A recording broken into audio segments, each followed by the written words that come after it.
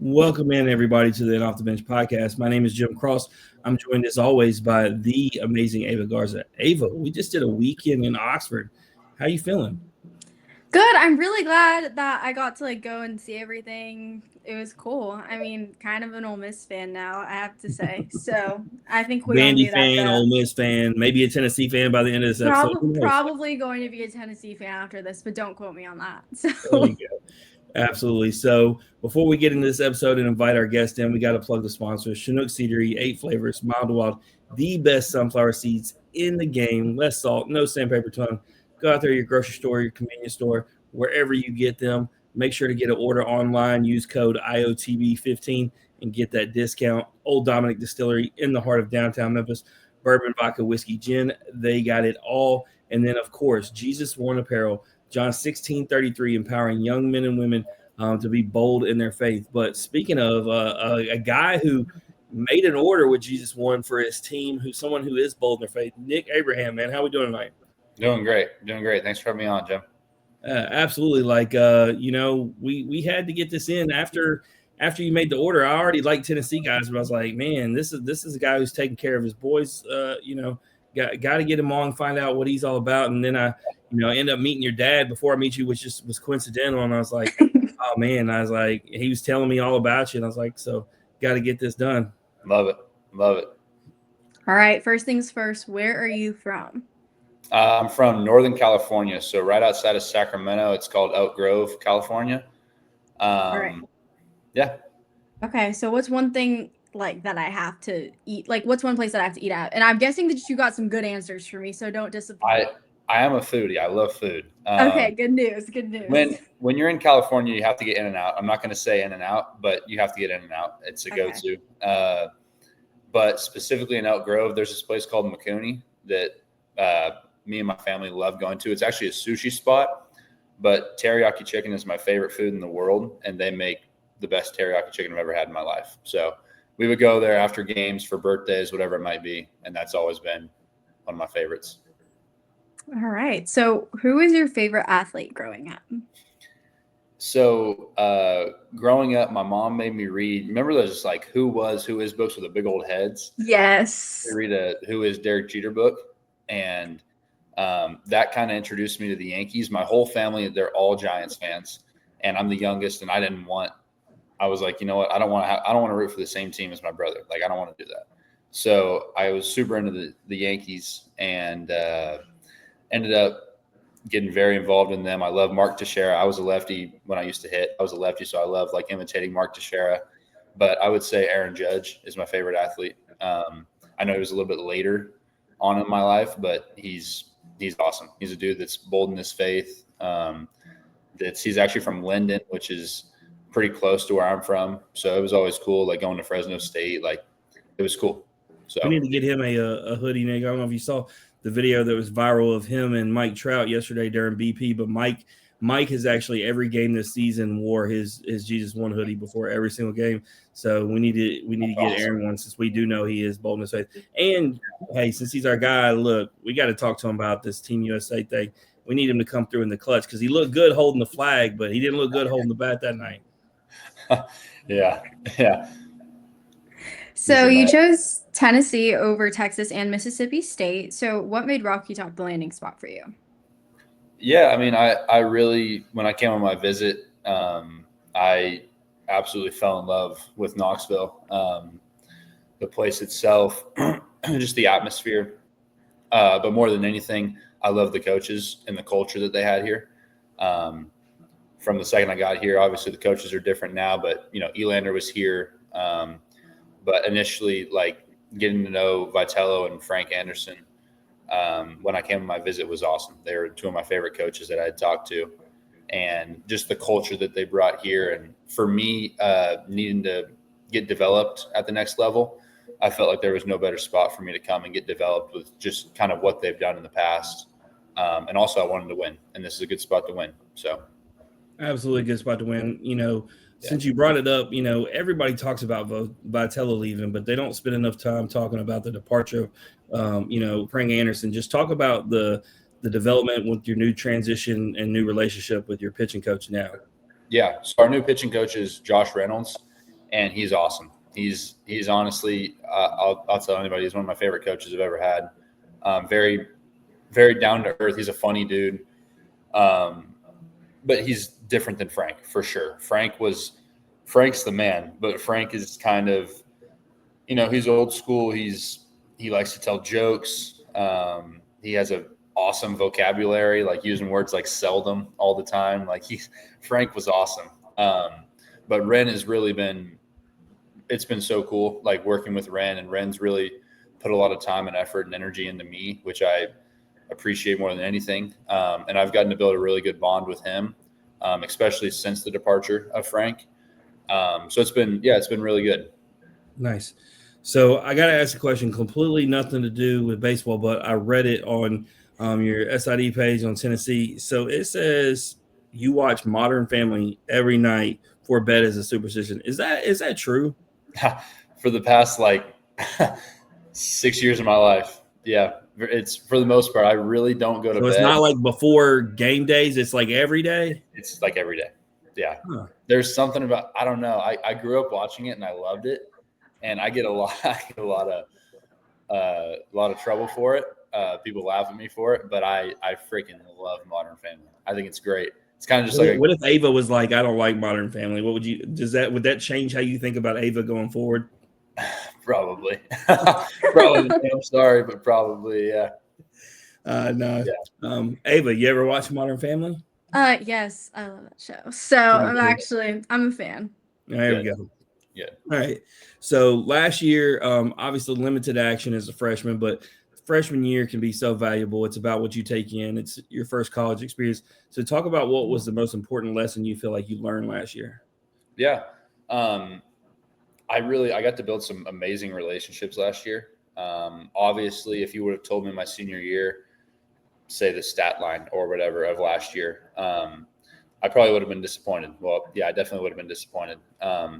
But when I look at last year, I see so much growth for not only me on the field, but off the field. Last year was an unbelievable step in my faith. And for me, from the baseball side of things, like I said, I had so many good relationships that I built, guys that I still talk to this day, but just learning from guys like Tanner Franklin, for example, he was awesome. He's a good old boy, and he's being from California, like coming here, he was so welcoming. Guys like AJ Russell, Marcus Phillips, and then even guys on the other side of the ball. And then I also had great roommates last year, Nic Abraham, Levi Clark, and Braden Krenzel. We're all still here, which is awesome. But I'd say for me, the thing that I took the most out of my freshman year was those relationships that I built with those guys, and how they're still lasting to this day. And yeah, I would say from a baseball standpoint, that's the biggest thing that I learned last year. Yeah, no, I mean, I learned that about baseball in general over the last 6 years doing this show, whether doing the show itself or just going to the games, building relationships myself with baseball players. I just feel like the brotherhood in baseball is stronger than any sport. And that's, because I was a football player and I used to think the football locker room was strong, but I think it's the amount of time y'all guys spend together, right? The grind is so much longer in baseball that you guys just have a chance to truly become family. And so that's cool that, you were able to feel welcomed when you came in, learn from some of the older guys like Franklin, like you said. So you got 9 appearances this year, obviously a lot different than last year. You've had some really, really good outings. How are you feeling about your production, obviously outside the last one? Yeah. I mean, I feel good about it. I feel like I've made some good strides. It was easy for me to look at last year and see it as a failure, but in all honesty, I learned so much from it, and I was able to work on a lot of different things. And one of the big things that I didn't have last year is my changeup, and my changeup has always been my bread and butter. And so being able to get that back this year and kind of just utilize it again it's been night and day for me. And then from a confidence standpoint, this isn't my first time out. I didn't throw much, but I still got to travel, which was awesome last year, getting to travel everywhere we went. It wasn't the first time I'm seeing these things. So that was really awesome. But yeah, I mean, this year's been a lot of fun. It's been awesome to get opportunities and to go out there. And yeah, I'm excited for the rest of the season to come. Yeah, no. So you talk about traveling last year. Obviously, you were at Oxford last year. I was too. Got pretty heated on both sides. Obviously, there's the Fisher and Dual stuff, but this is a Ole Miss team coming off a huge weekend. Y'all are coming off a huge weekend. How excited are you for the opportunity, hopefully, to get out there and be able to pitch in this series, which feels like it means a ton. Yeah, 100%. I know our guys are all fired up, including me. I would just say it's, we're coming off of the weekend we just had at Mississippi State. It was kind of I don't want to say a breath of fresh air, but we've had kind of a rocky start to the season.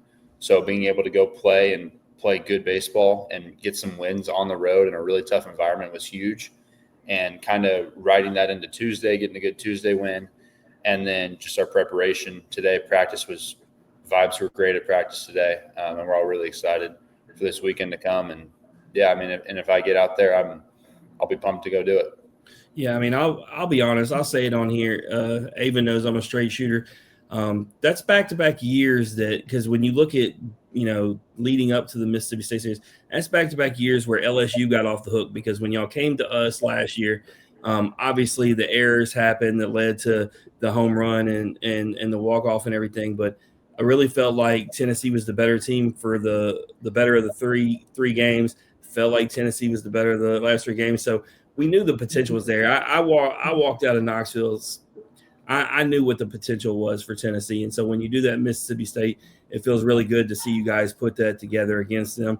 What's the vibe of the team right now? I mean, obviously you had another midweek where y'all really went off. Like, is it feeling like, there isn't anybody y'all can't beat on any given day now?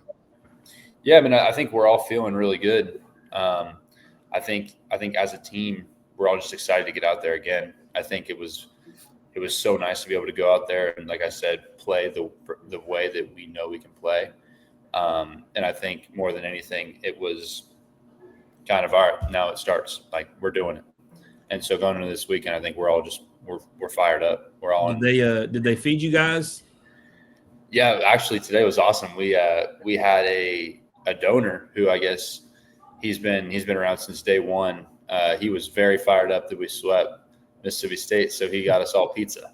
So we had a bunch of pizza after practice today. It was pretty great. It was really good pizza too. The key to baseball players' hearts, I've learned it starting all the way in the fall. It's about, a lot of these. I don't remember if Tennessee was one of them, but you win the steak dinner if you're on the winning side and things like this. These guys will play extra if you put some food on the line. For sure. So speaking of the vibe, what is your walk-up song and what made you choose it? It's Freight Train by Alan Jackson. And I chose it because I'm gonna be who I am. Country music is like my favorite thing in the world. And I wanted to find an upbeat one that sounded good, but didn't sound too, some people will get bored by country, but like I got guys that don't like country music that hear it and they're like, man, like I was singing that and I don't even know it. Like, it's very catchy. And I love Alan Jackson. So I thought it was a good one. And I also used it my senior year in high school. So. All right. You approve, Ava? Are you I actually approve. I don't know if we've ever talked too much about country. No, I actually approve of that song. There's some that I don't like. Sometimes people say songs and I'm like, oh yeah, like I just genuinely don't know, but I know that song, so yeah. I like it. Also, had to say it on here.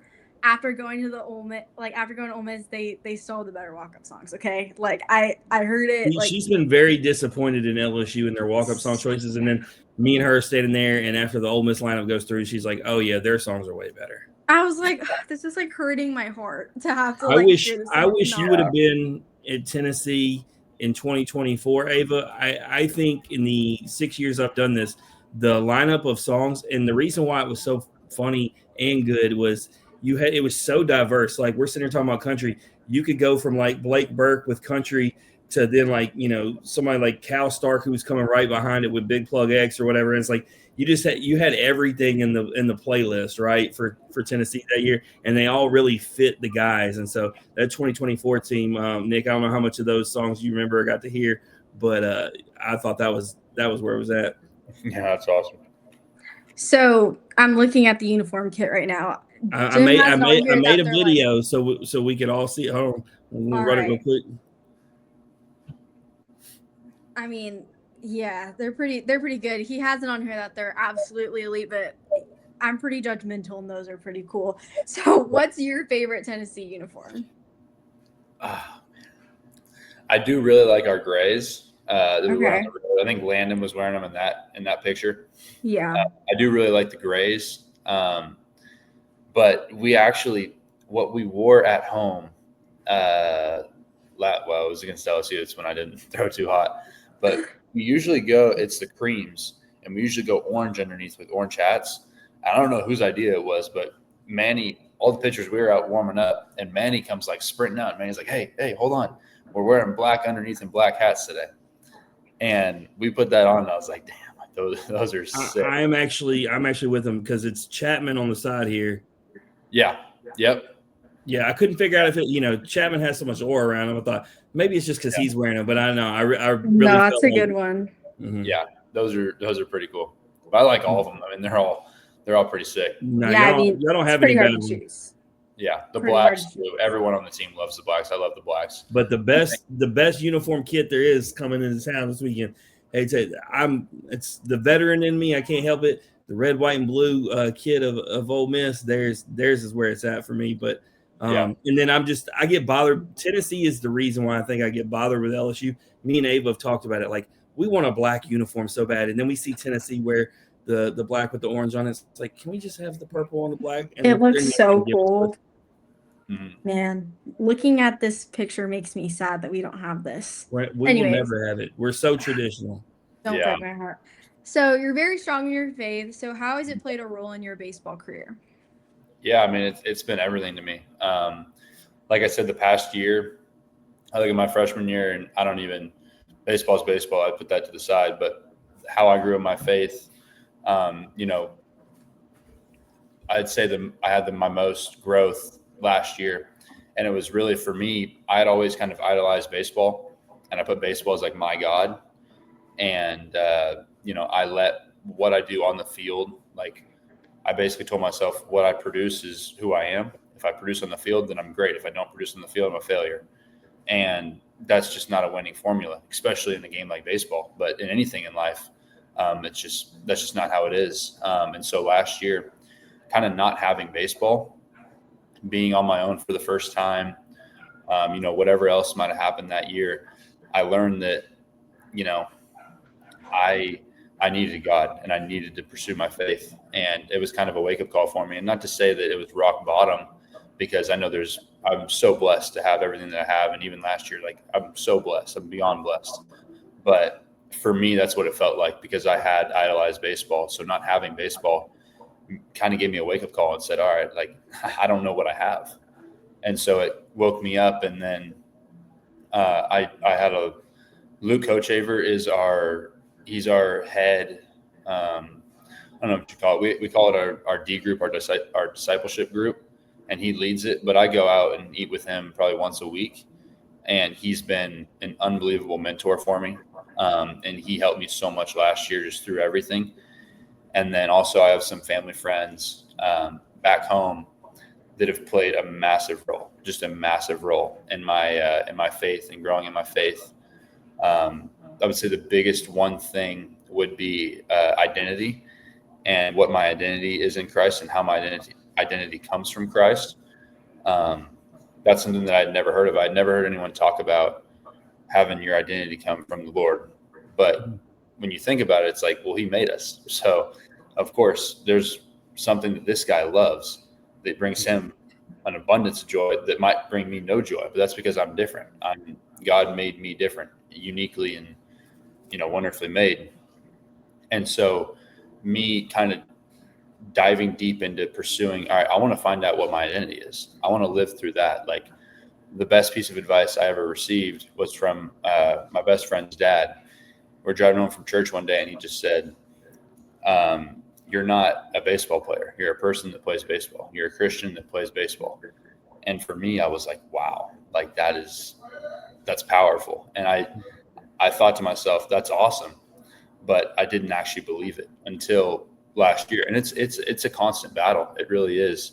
Especially when you have a bad outing, it's hard to say, you know what, like, it is what it is, when you put so much time and effort into it. But knowing that I'm rooting in Christ has been an unbelievable foundation for me in my life. I mean, that's why you see athletes of all sports, when their career is over, right? They don't know how to handle it because they have wrapped their full identity in being an athlete. That's all they know. That's all they are.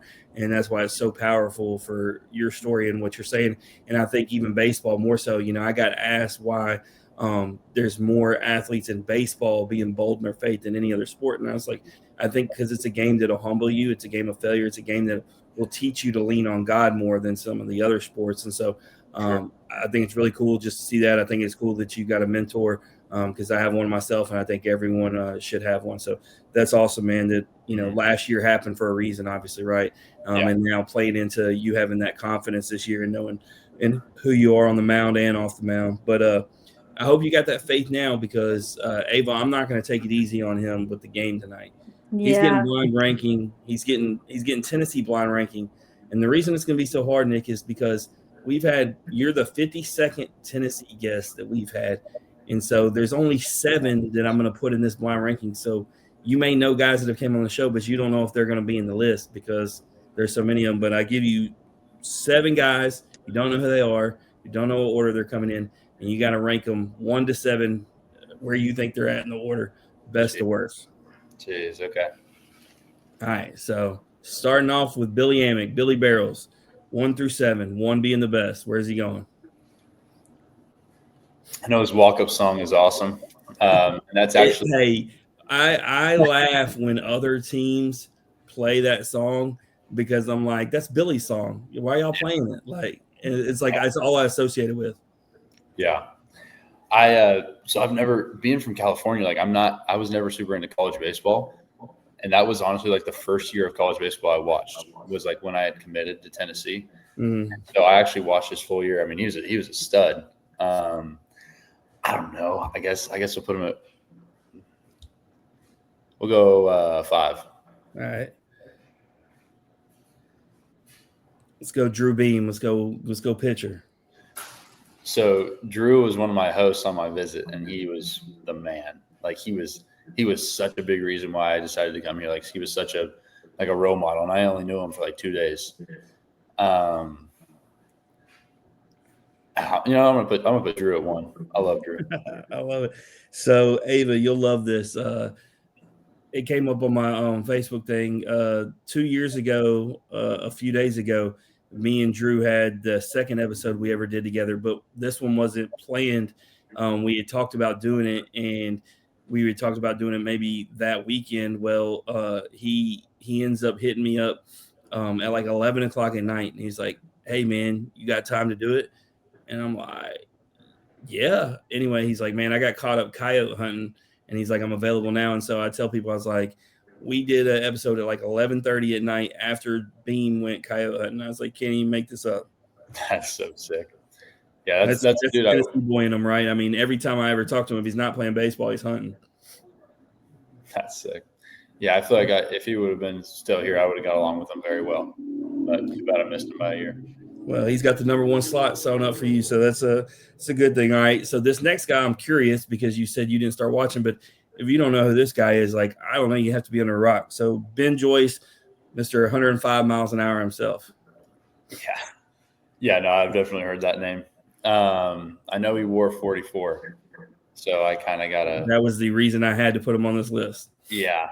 I mean, shoot, I wish he would give me a couple miles an hour. I don't know. I'm going to put him – let's go 4. All right. Blake Burton. He was also one of my hosts when I came here, and he was great. Being from California too, he was a super, super cool dude. Just because I don't know if I'm going to know anyone else, and I thought he was awesome, I'm going to put him at 2. You better know this next guy, Nate Snead. Snead's awesome. Snead's a freaking goofy dude. Yeah, that guy would play with like these. He would like DM bouncy ball companies or like weird companies like that and get them to send him like bouncy balls or hacky sacks or whatever, and he'd go around and like just play with them like in the and he would like be on his iPad, and huge Brewer fan. Like he'd be like watching his freaking Brewer game on his iPad, just like a little kid just walking around like this. He was awesome. Might have ADHD. Maybe. Let's see. I have 1, 2. You have 3, 6, and 7 left. 3, 6, and 7. All right. I know Nate, so I'm gonna put Nate at 3. All right. So you do or don't know who Chase Dolander is? No, I know who he is. Okay. Yeah, I know who he is. I mean, he's an absolute stud. I never met him or anything, but I've heard great things. Let's put him at 6.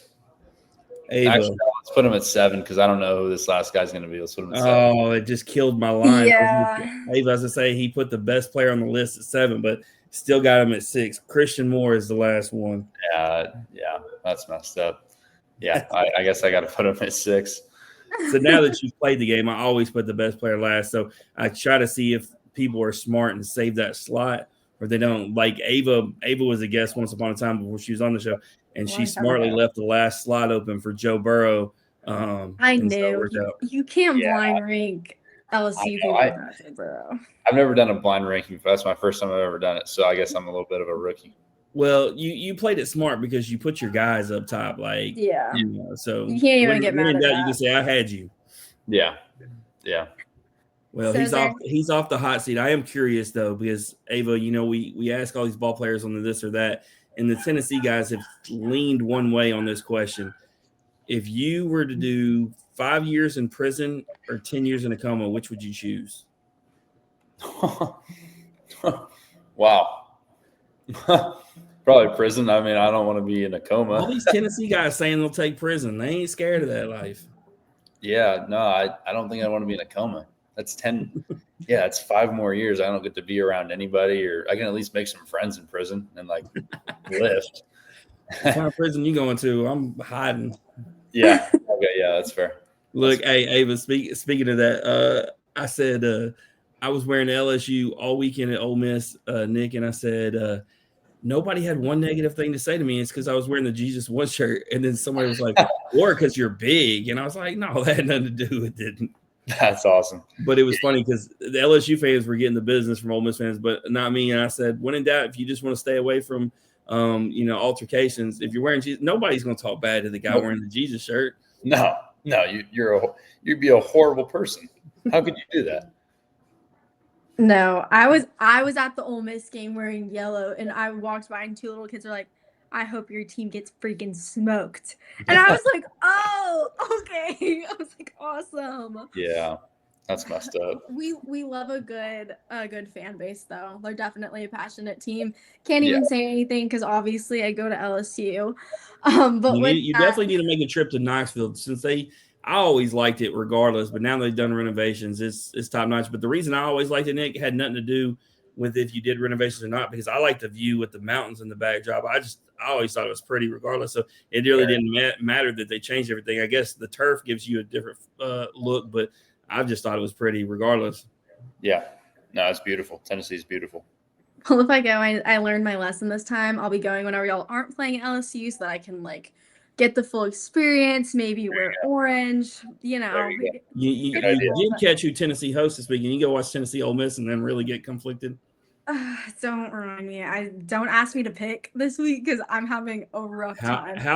She was with me when we interviewed. How's our guy Stone Lawless recovering? Stone's the man. He's doing a lot better. Yeah, he was at the field today. I think he was actually getting some work in. I think he was playing a little bit of catch. He looks a lot better. That guy is just a leader of a man. He's great. I messaged him after the whole bat flip thing because they say publicity is good whether good or bad, and I told him they were talking about him on Pat McAfee and they were talking about the bat flip incident, but then it led to Pat saying he had the name of a Hollywood action star and how awesome it was, and they were all saying it, Stone Lawless, and they were doing, and I was like, bro, they spent 10 minutes talking about how cool your name was. I was like, so it started bad, but I was like, dude, Pat McAfee was sitting there talking about you. I was like, you're winning, bro. Right. Yeah. That's pretty cool. It's not Abe Lincoln though. I seen that in your nicknames. Yeah. that one's bad. They've shortened it. Now it's just Abe. But yeah. We'll take it. So is there anything that you want to plug or promote before we close this thing out?